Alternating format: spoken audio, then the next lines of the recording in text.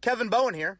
Don't forget to listen to The Fan now on 93.5 or 107.5 FM, and check out our latest coverage online at 1075thefan.com.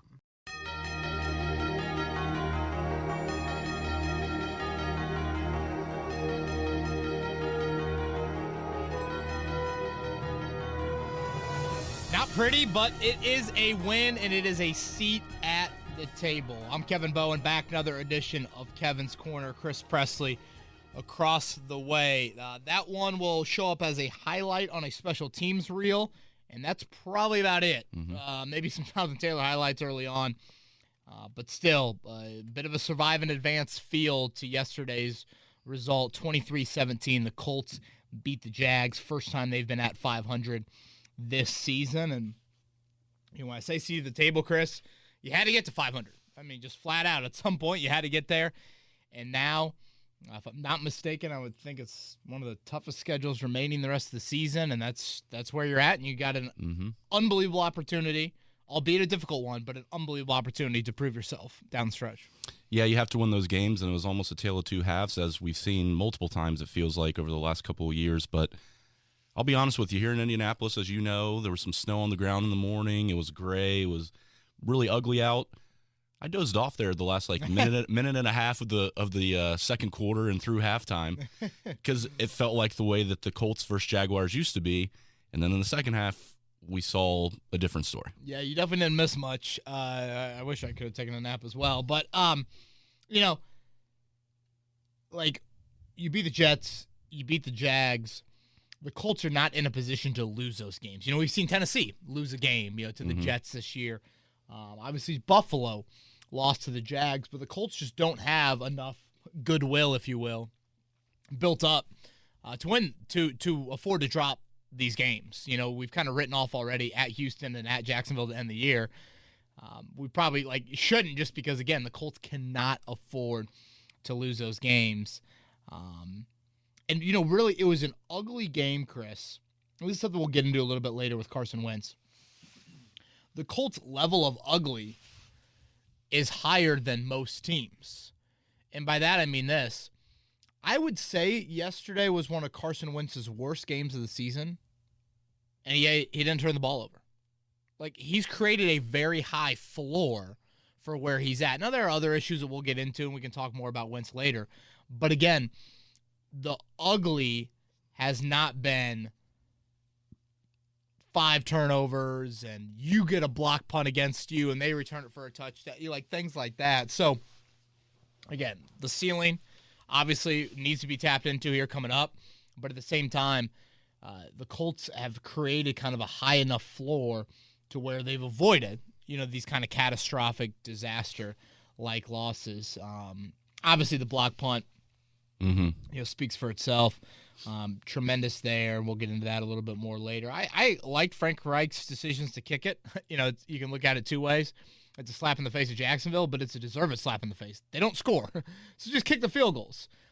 First time all season they haven't attempted a fourth down in a game, and again, I'm totally fine with that. But, eventually Jacksonville showed, first play of the game, they have a false start. Why haven't you won a road game in 2 years? Yeah. That's why. So,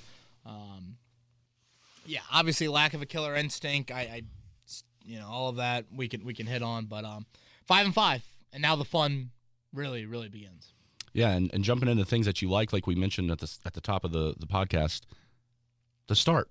Colts got out to, and that's why I said I was like, hey, I can take a nap. We're up 17-0, keep the steam on. Let's go. It was nice to see the energy back in that building early on, and like I said, us looking like the typical Colts versus Jacksonville. Yeah, I thought it was just an unbelievable start and very reminiscent, honestly, of what you saw last Thursday, of just the offensive line paving the way early for Jonathan Taylor to get going. James Lofton said on the telecast, it could be flag football right now for Taylor. It had that feel to it. Obviously a great start. The Franklin, E.J. Speed, punt block. I mean, this has been kind of a staple for the Colts under Bubba Ventrone. They've been an excellent special teams unit, particularly as a punt return, punt block unit. Franklin, not only, did he get free, but just what a beautiful, layout for the block. You know, how many times you see guys just kind of screw that up? And albeit it's a difficult thing to do, and, for a lot of guys, they're like, oh, my God, here's my chance to make a play, and then, oh, shit, you overrun it or you drill the kicker, something like that. And Speed then showed off kind of his offensive background. He wasn't going to be denied there. Yeah. Returning that punt for a touchdown. So just a beautiful, beautiful start. And, it was kind of just to have no mercy on Jacksonville. Defensively, I thought you did a really nice job of scheming up pressure. I thought it was something that was pretty constant all game long. I don't think we've seen it. Definitely not to the magnitude that we saw it yesterday as well. But, I mean, when you got up 17-0, I know I've got a little pushback for the Urban Meyer Tiki Bob's tweet that I had, but I didn't see that one. What was it? When I was 17-0, I literally said, Urban. I guess I was like, Urban can be at Tiki Bob's by halftime. I mean, it had that feel. Yeah, it's just like Taylor's going to run for 300, and all of that. I mean, it kind of had all of that, and obviously we'll get into things that we didn't like here in just a second, but. Still, to me, when you're playing those sorts of teams, I'd rather start great than finish great. I know that might sound stupid, but the starting great against a team that can't score, hasn't won on the road in 2 years, you give them no sense of hope early on in that game. No short field, no easy points, don't let Lawrence get into a rhythm. And, yeah, I mean, they had the ball and they were on your side of the field and had a chance to score at the end. But even then, I still was like, yeah, but I'll believe it when I see it, this offense actually getting in the end zone in such a critical moment. Yeah, and something else that you like that I think all Colts fans probably liked is starting to see a little bit of more of an emergence of Kwity Paye and the defensive pressure up front. Wasn't spectacular, but we're starting to see them kind of come into their own just a little bit more. Yeah, I thought it was the best pressure of the season. Now, again, the bar is pretty low for that to be there, but Chris, what I liked in particular was it was very well disguised and then executed and just in general schemed up. On Paye's plays, I bet all of his QB hits, he was a free rusher. I guess his sack maybe not, but you were able to create right number situation for yourself. Now, how much of that is a rookie quarterback? Sure, but you're going to see other rookie QBs this year, and the fact that you did that, I think, was really promising because you weren't just relying on Buckner having a couple sacks from the interior or something like that. Obviously, the final play of the game or the strip sack that iced it, it really is probably everything that Matt Eberflus wants this defense to be, and I would argue kind of should be. I don't think, when we saw them rush 4 or less, we saw Lawrence hit on some plays. They brought Kenny Moore on the blitz there. So here's Kwity Paye opposite Kenny Moore getting an upfield rush. Obviously, Kenny Moore gets his speed around the edge. That sends that sends Lawrence up in the pocket, and he had escaped a few times via those gaps at different parts of the game. But then, boom, there's Buckner on one side, Dio on the other. And that is kind of how everything is supposed to look, with this pass rush. Obviously, Toure, right spot, right time to jump on it and seal that victory. But, yeah, again, 10 QB hits, 3 sacks. Yeah, I'm guessing the blitz rate had to be pretty high. That's just kind of my naked eye with it. And at the same time, I thought when there were some plays in the secondary to be made, they made them. And we haven't really seen the individual playmaking as much as I would like for them to be there. Kenny Moore had a big breakup on a 3rd down. Rock Ya-Sin had a couple nice plays out on an island for sure. And Isaiah Rodgers, I think, had one as well. So certainly the step up in competition is immense over the next couple weeks from a passing offense standpoint. But I just thought you never let Lawrence get settled. And that was monumental. The only way I thought Jacksonville had a chance is if he got settled and had some confidence, and I didn't sense that at all. I could not believe that Kenny dropped that interception. I know. That was he was I looking at his hands like, are you kidding me? Of I all don't know the if interceptions. he thought he was out about, worried about kind of getting his feet down or what. But, yeah, that was, talk about rare. I thought for certain he had that. And another thing that I did like just quickly here, everyone likes the motor. There's guys on different teams in the NFL, whether you like that NFL team or not, you like certain players and you wish they were on your team.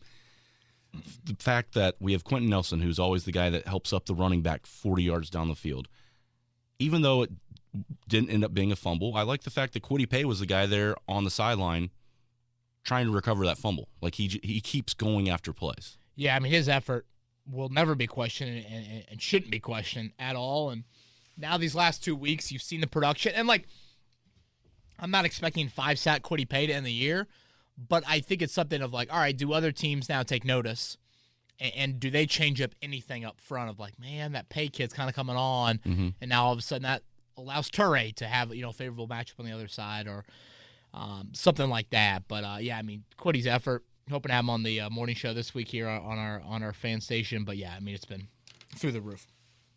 All right, well, those are things Kevin liked. Let's jump to things that he did not like. One of the first ones we want to hit on is the offense being in a rut. I mean, they're in the second half. You'll know more of the stats than I do. What, we punted 9 straight times, 8 straight times, something like that? Yeah, you had 9 drives, and you punted on 7 of them. Okay. I think it's the worst offensive rut of the season. Now, especially considering how healthy you were, like that group, you can make the argument that's your starting 11 right there. Obviously, some guys are banged up, but I thought as good as your O-line looked last Thursday, as good as it looked in the first quarter, I thought Jacksonville owned the line of scrimmage. And I thought Carson and the O-line struggled to identify pressure pre-snap and take advantage of that pressure. A very poor yards per attempt number for Wentz. I think it was just over 5. Again, that's really, really low. And I'll go back to what I said earlier. Again, if you want to label it kind of worse, one of the worst games he's had all season, again, it's still a really high floor, which is nice. But I just thought your passing offense didn't get enough out of it. And I guess that's kind of a question you have a little bit bigger picture of like, all right, if and when a team takes away Taylor for a couple quarters, does your passing offense have enough potency? Is this team that is very reliant on their offensive line? Yes, I think we know that. But I just thought, like in no way, shape, or form, Chris, am I sitting here saying the Colts abandoned the run. They did not. I mean, Jonathan Taylor had 90-some yards in the first quarter. He carried it 11 times the rest of the game. I think he carried it 21 for the game. I mean, that's a big number. And I think in the final 3 quarters, he had 11 carries for 23 yards. Yeah. You just couldn't really get it done running it. And that's credit to Jacksonville too, because a lot of people said that, and I went back and looked at the numbers, and you're right. It did look, it almost felt like we went away from the run because we weren't being productive any longer. But give Jacksonville credit up front. I mean, there was a while there in the second half where I'm like, why can't we move these guys? Jack was everywhere. Allen was everywhere. Yeah, and again, Jacksonville I think has got a good front. I also don't want to sit here and act like they're the 85 Bears. They were really good against Buffalo last week. They still entered Sunday, I think, 26 in points allowed per game. And particularly passing passing defense, I think they were second to last in the NFL. So I think those are the 2 areas I come back to of like 16 points against a team that was averaging, giving up 26 per game, and your offense is intact. That was where the disappointment creeps into me there. Obviously, Eric Fisher struggles continue. Now, Josh Allen's a great player. And does Chandler Jones do this later in the year? Shaq Barrett, Matthew Judon for the Patriots. We'll see exactly how things, but, I guess at least you're not seeing Myles Garrett or TJ Watt down the stretch. Thank God. So, yeah, I thought Wentz, there's just this balance, Chris. Like, he has probably avoided, hell, I'd say 15 sacks this year. Like, you put Rivers in the same positions, and he's probably going down. Yeah. The balance for me, and the 3rd and 7 throw and catch to Pittman, mouth-watering. I mean, just beautiful. And that's obviously him extending plays. Now, to me, when he starts to get wrapped up, that ball security needs to be of the utmost importance, and I think he's got to go down. That is what worries me on the whole, like, shovel, left-handed stuff, like all of that. Like, once they start to get a hold of you and maintain a hold of you, I know it's not his nature, but that to me is the give up. Because it's weird with Wentz, So much of this was kind of, he's turnover prone when he came to Indy. He led the NFL in interceptions last year, as we know, even though he missed the final 4 games. Mm-hmm. It really has been kind of fumbles that have hurt him throughout his career. Well, after watching him for 10 games, I think to myself, wow, I can see where the fumbles come from. He tries to keep everything alive. And obviously the interceptions have not been there this season. So that is something that I think just to keep an eye on. Kind of goes back to the San Francisco game. If you had some turnover-worthy plays, they showed up against a better team. Yesterday, I thought a few turnover-worthy passes. Obviously, he escaped some sacks, period, but also got away with a couple there. Yeah. What? Again, once they have you wrapped up, man, it's kind of like stop being a hero. It's one of our media colleagues came over to me and Chap, who sat next to each other during the game, was like, he does some dumb shit talking about Wentz, but he also makes some throws that you're just like, wow. Mm-hmm. And like the dumb shit can lead to a play like Wentz, or excuse me, a play like Pittman there to ice the game, not ice the game, but get the field we pretty goal much, yeah, and all of that. So I know it's delicate. I know it's much easier said than done to find it, but you do just worry, when will those plays start to go the other way? Mm-hmm. And all of a sudden you do have a multiple turnover game, a couple of games in a row, because you're just not in a position right now to do that. Granted, when they take away your run game, like Jacksonville did yesterday for a long stretch, you need him to try and make some of those plays because your offense wasn't moving it. So it's a really fine balance. I love the extension with legs. When they start to get arms on you and have you wrapped up, that's when I think you got to stop being a hero. Yeah, valid point. So offensive first thing you didn't like goes hand in hand with the second thing on today's list, and that's just finishing the ball game. We talked about earlier, you do like the fact that you'd rather start hot than end hot, but we still need to finish. For Jacksonville, I like that they started hot versus finish. If I'm going to pick one, just for Jacksonville. Other opponents, I'd probably have to think about it a little bit more. But clearly finishing is an issue for this team. And I know they ultimately finish, but it never should have gotten to, literally Jacksonville's on your side of the field with the ball and a chance to win the game. I don't think anything like sums up your team lacks a killer instinct when they start booing on a 3rd and 10 pass screen to Zach Pascal. I mean, that just kind of summed it up. I tweeted out at that point, I'm like, I've seen Navy's offense be more aggressive on 3rd and 10. That drive was atrocious.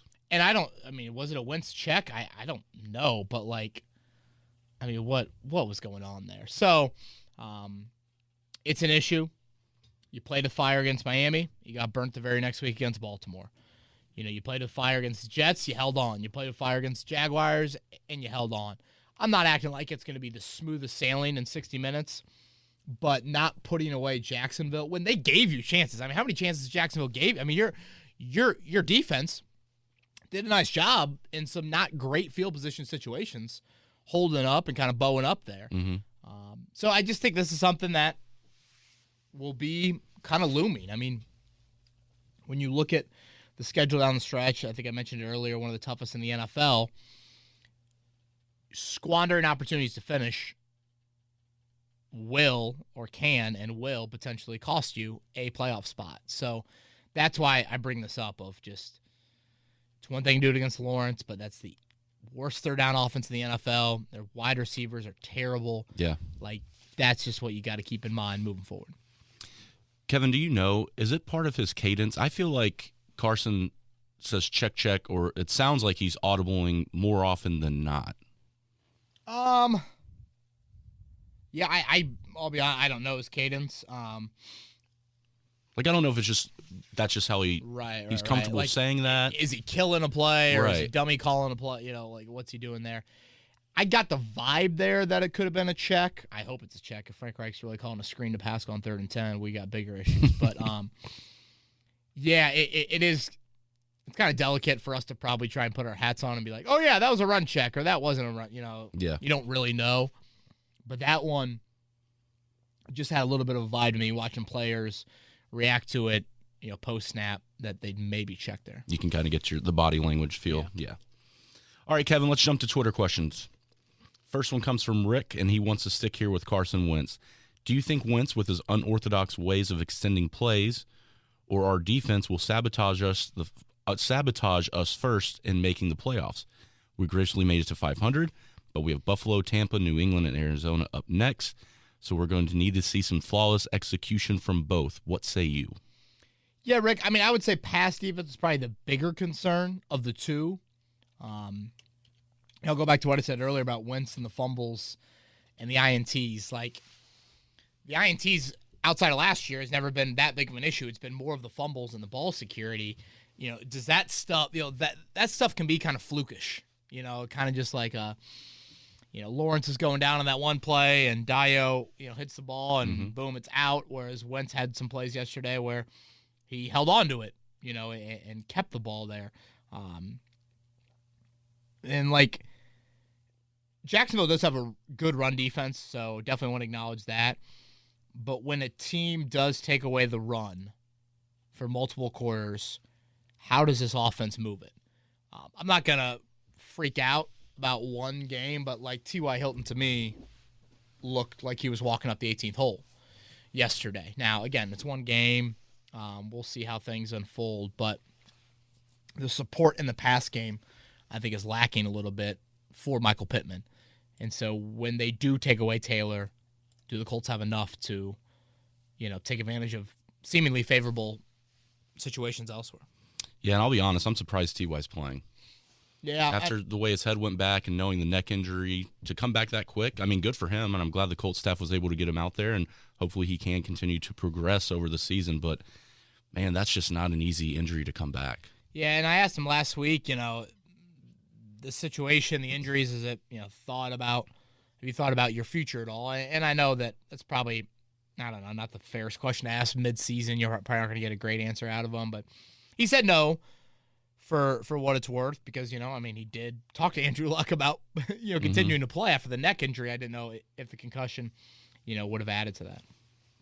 Question from Brian, Kevin, was the Jaguars win the signature win of the season, or is this team heading to the playoffs? Well, I don't know if you can call signature, with these wins so far. 49ers maybe. I mean, right? I brought it up today on our show. The reality right now is this: the quarterbacks you beat this year, Jacoby Brissett, Davis Mills, Jimmy Garoppolo, I guess we'll say Josh Johnson, and Trevor Lawrence. And if the teams weren't so far down the schedule, I was hoping to get to Colt McCoy, but they'll have Kyler back by then. So, are any of those guys top 20 quarterbacks? No. So, and again, this is just the reality of where you're at right now. It's the elephant in the room heading into Sunday. You haven't beat a playoff team in 8 tries, and you haven't beaten a average quarterback up to this point of the season as well. So, signature wins. For the Colts' sake, hopefully they have several here down the stretch. Props to you, Kevin. I just saw on Twitter, I didn't realize that the Hard Knocks guys were in studio today. They were, yeah. We had some Hard Knocks filming in studio. They were in there for, probably about 2 hours. So I think obviously looking for fan reaction. Yeah. And just, we all have watched Hard Knocks and behind-the-scenes stuff. There's a nice little audio bit, kind of overtone to it all, and I'm sure they can rip, my audio and make it sound great or be like, oh, he's a hater, blah, blah, blah. So that was fun. They were great people. And, yeah, the first episode, Wednesday at 10 p.m., it sounded like the stuff that we were being used for is more for maybe next week. Yeah. So not necessarily this week. But I think there's features on Buckner and Taylor coming up. Frank Reich going back to Buffalo, that sort of angle as well. What else? That's pretty cool. So they just come in and let you do your thing. They're not saying like, hey, can you talk about Frank going back to Buffalo? Can you? No, they were like, okay, this is kind of, our topics. Do they mesh with what you guys are thinking about? Blah, blah, blah. And Okay. I'm like, for the most part, yeah.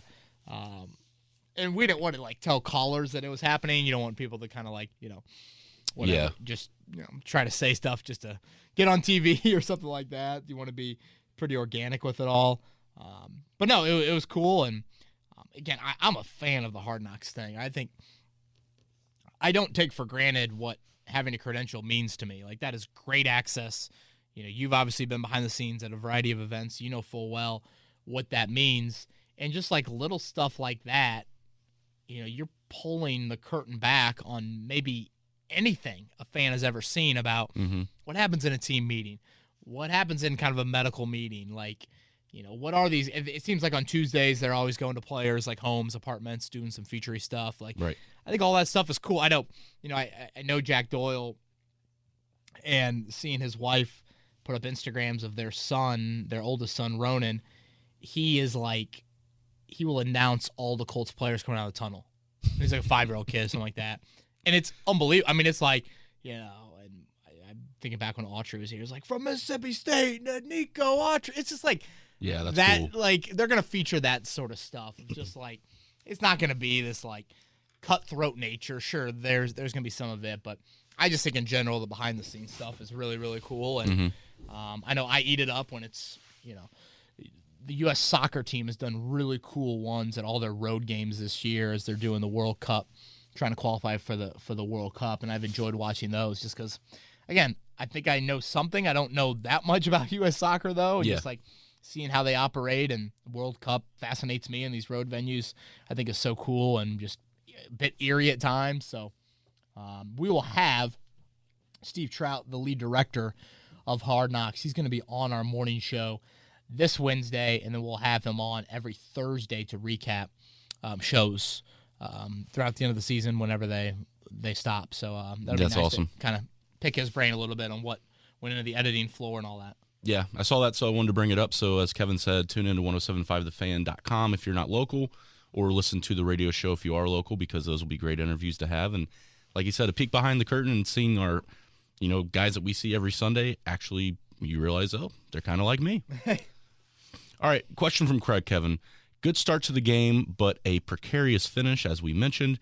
Curious your thoughts on Dio Odengbo thus far. Obviously the big play at the end of the game, but he feels like he's been a little quieter through the other three as he's coming off of injury. What do you think of him so far? Yeah, I mean, about what I would expect. I don't know if anyone had grand expectations for him. I mean, you need to see how a player looks coming off an Achilles injury. Look over at Eric Fisher. I mean, look at Marlon Mack. I mean, it's difficult. So, you know, he's going to get one-on-one chances down the stretch, and we'll see if he can kind of take advantage and play himself, you know, into that shape. But it seems like they've moved him around a little bit. Don't think he played a ton of snaps on Sunday, like 10 to 15. But yeah, I mean, right now with the Tyquan Lewis injury, you kind of need him. Yeah, I agree. All right, we're going to have a new segment called International Colts Twitter Questions, Kevin. Oh, boy. I love it. First one's coming from Ireland. Our friend Darg, as we mentioned on the previous podcast, he flew over for the game yesterday. Nice little tip of the cap to us Hoosiers. He wants to know what makes us so hospitable. He feels like this is the most hospitable state that he has been in his 4 trips over here to our beautiful country. And he said he's gone from one corner to another. Why are we the way that we are? Man, that is a great question, Darg. I'm glad that you enjoyed it. I actually exchanged a few Twitter messages with him. Quick trip. He said he actually stopped in New York, played Bethpage State Park Black Course. Which Nice. Is, something on the bucket list for me. But yeah, and then was here quickly. Boy, I don't know, Chris. You got any?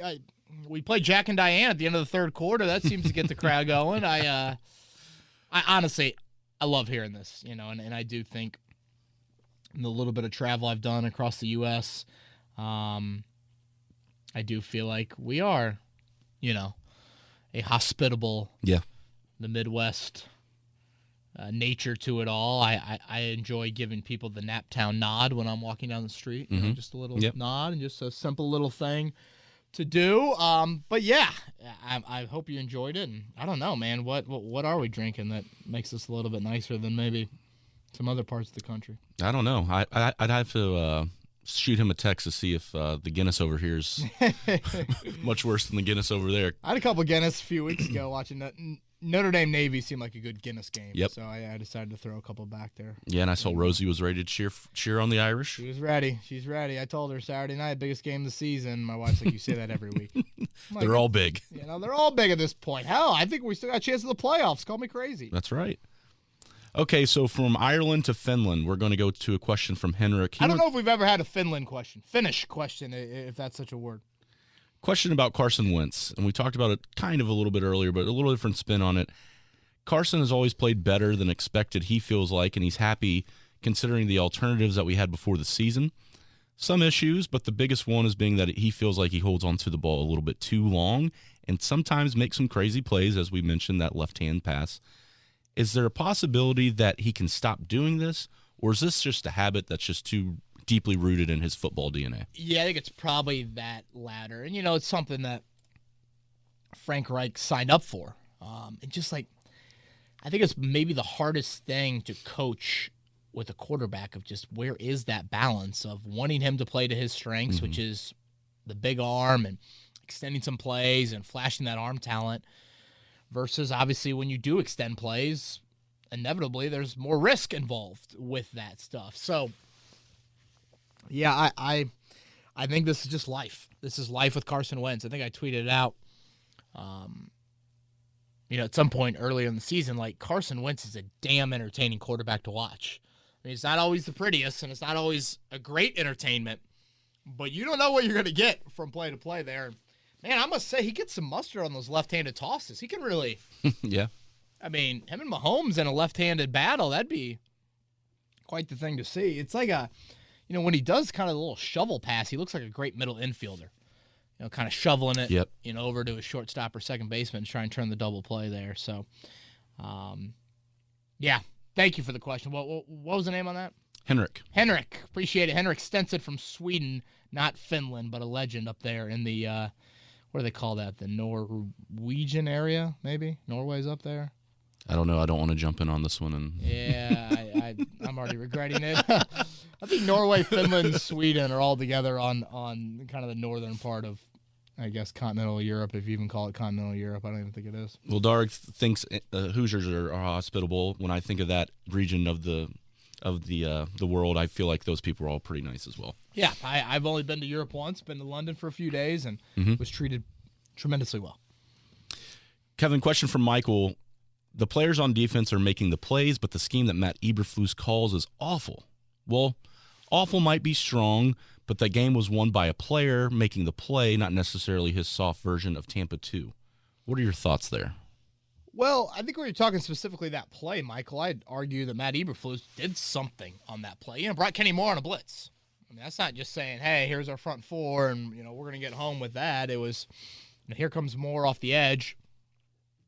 Kenny obviously is on the opposite side, Quiddy is on the opposite side.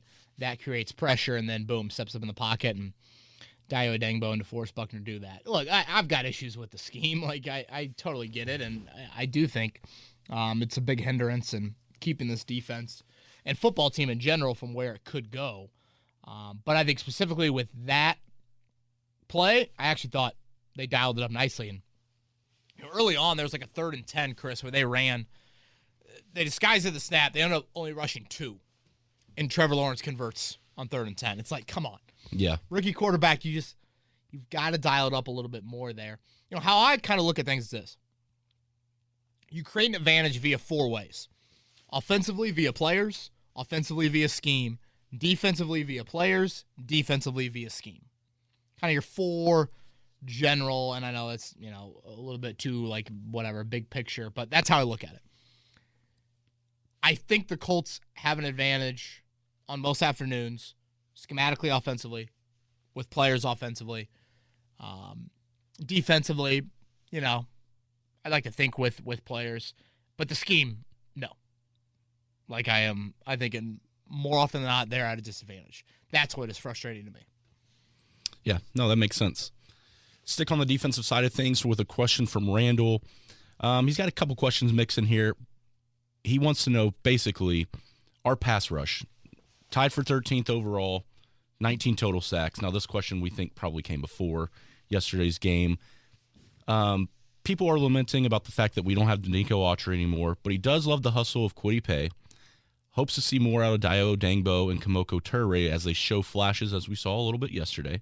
With that said, do you think letting Danico Autry go was a mistake, or will our young guys finally, and in all caps finally, get decent snaps and pay off in the long run? Do you think basically playing veterans over young premium draft picks was a mistake in the Chris Ballard camp? Or do you think we should be patient? Randall's on the side that we should be patient. Yeah, and, honestly, that last part is what it comes down to, Chris. What do you want? Do you want the Dayo Dengbo offseason move, or do you want the Eric Fisher offseason move? Mm-hmm. Eric Fisher, more of a win now. A Dengbo, more of a not win now, and have some patience there. So I think you just kind of pick a lane now, and probably revealing my speeding ticket I got a couple weeks ago. I tend to pick multiple lanes, and I do think you have to do that when you're roster building. When you rotate so much on the defensive line, Chris, I think you had an opportunity to keep Denico Autry. You wanted to keep him, Yeah. You just didn't want to keep him at the number that Tennessee gave him. So that goes back more for me of Chris Ballard's philosophy of if you sweeten that pot a little bit more, he's back here. And now a Tyquan Lewis, an off-injured player. Autry has been very healthy throughout his career. Lewis has not been very healthy.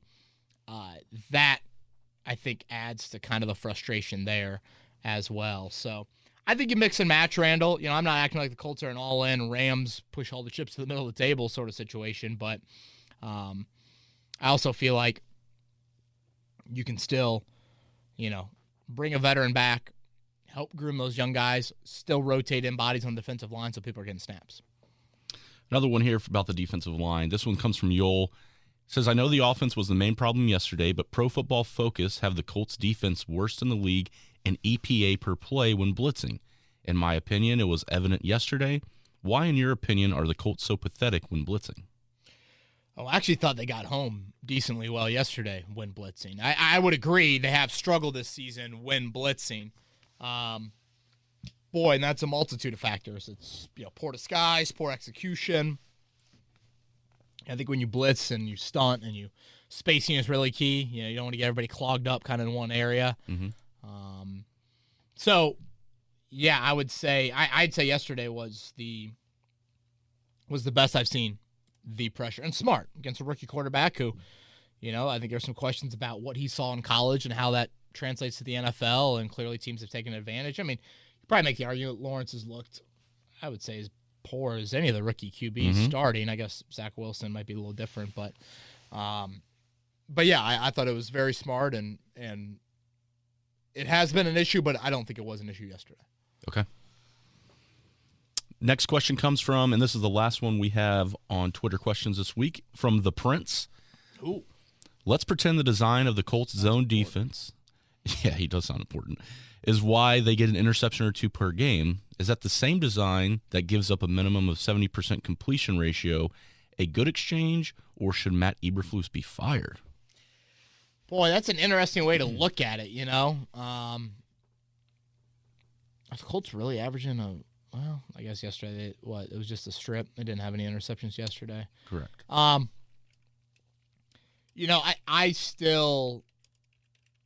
don't think it's a good exchange. Just because to me, when I look at the 70%, you look at the teams around the NFL right now who are giving up completion percentages at that rate, and they are, virtually all of them are at the bottom of the NFL. I don't know if it's a stat we immediately point to as that correlates to wins and losses, but right now in 2021 in the NFL, it has. And for the Colts, it's more often than not correlated to losses. So, again, to me, I get the zone design. I get what Eberflus wants. He wants eyes on the quarterback more often than not. I do think that's a smart thing to do.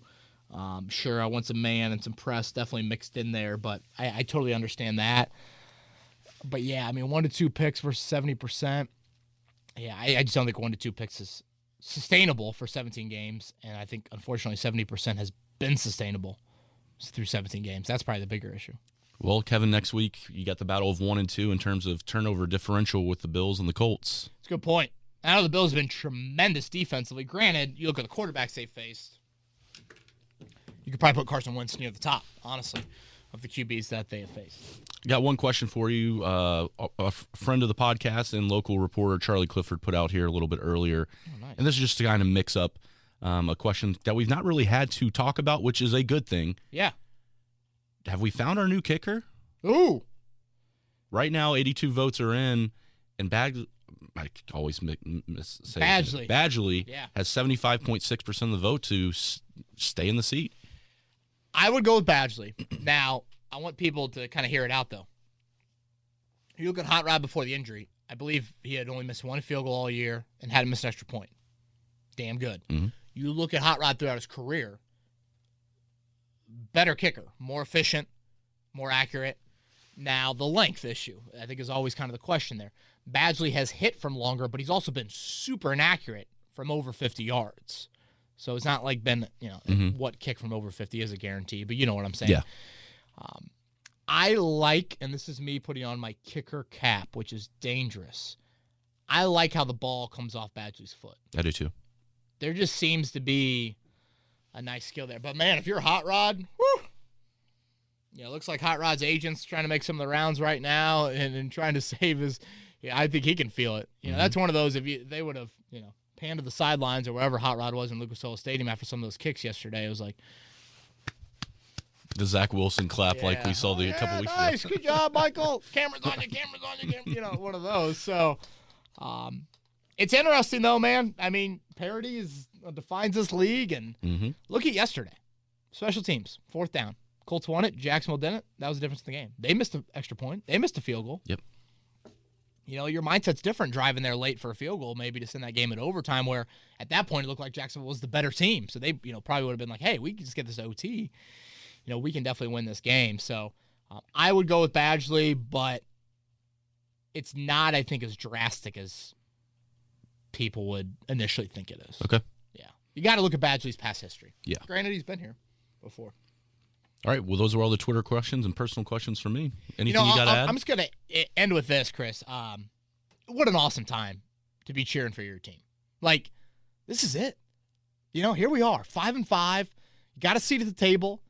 You're facing, I would say, 5 playoff-like teams in the last 7 weeks. The order is, again, at Buffalo, home to Tampa, at Houston, then the bye week. You got New England maybe on that Saturday or Sunday at Lucas Oil. That's to be announced, I think, this week. Then you go to Arizona on Christmas night.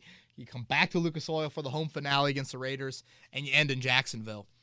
Like, right now, have the Colts underachieved? Yeah, sure, a little bit. But they've got a chance. And I just think it's such a fun time to be a fan. I've gotten into some arguments with Jimmy Cook, the resident Dan Dockich producer here locally, about, I don't want Notre Dame to be in the playoff. They'll just get blown out. And that's just such a sorry-ass way to look at it. I hope Jimmy's listening to the end of this podcast. You played to win the game. Thank you, Herman. Like, I just think it's so soft. And if you're a Colts fan right now, the season is not gone. I think according to plan like you would. But it's not that far off. And the beauty of the NFL is you've got, you control it to a degree. It's difficult, but 8 straight playoff losses. Haven't beat a top 20 quarterback all year long. You can silence that. Now, you got to string some together, but you've got that ability to do that. And I just think it's kind of edge of your seat watching here as we end November and end of December, and then 2 games in January as well. So what a great time. Frank Reich's Why Not Us? I'm not ready to go there, Frank. I get why you said it. I'm sure if you're Tennessee, you're probably thinking to yourself, wait, Jim Irsay, you tweeted that a few weeks ago, and then Frank says that. Like, hello, we're 8-2, have won 6 straight. But I get what he's saying. Tennessee obviously is dealing with the injury, and the AFC is kind of wide open. But to throw the dart, you got to have the dart in your hand. And the Colts still don't have that yet. But what a beautiful opportunity coming up. Yeah. To try and get there, man. And thanks to a lot of teams yesterday around the AFC for stumbling. Right? We got a lot of help yesterday. It was kind of the flip of the week before, Yeah. The week before, you had all those AFC teams beat NFC teams. Yesterday, you kind of had the flip of it. So, gotta love it, man. The NFL, nothing like it. That's right. He's Chris Presley. I'm Kevin Bowen. We will be back next Monday, I guess. Yeah, we'll continue to stick with Mondays here. Again, 3 more games until the bye week, all on Sunday afternoon before we get into December, and then 2 in January. He's Chris Presley. I'm Kevin Bowen. Everybody have a great week. We'll talk to you next week on Kevin's Corner. This has been Kevin Bowen. Thank you for listening to another edition of Kevin's Corner. If you haven't already, subscribe on iTunes or Stitcher for the best Colts and Pacers coverage.